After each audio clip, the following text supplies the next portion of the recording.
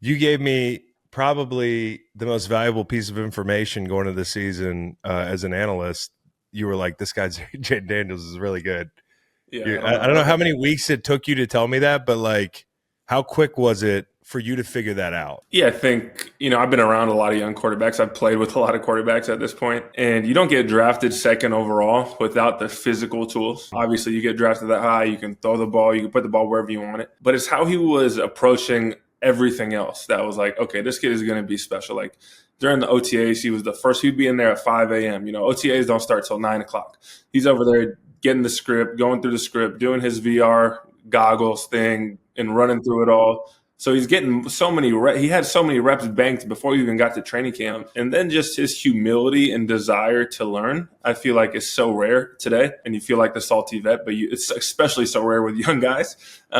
People come in, and I'm sure I was the same way. I'm sure Selleck would say Zach thought he had all the answers, didn't want to hear anything, but Jayden was like he wanted my opinion. He wanted what I saw on certain things, and Yeah. to me, that's the most fun part is creating that chemistry because you can't do it by just talking about it and you can't just do it by just running the routes. In order to create the chemistry with the quarterback, you really have to execute it on the field.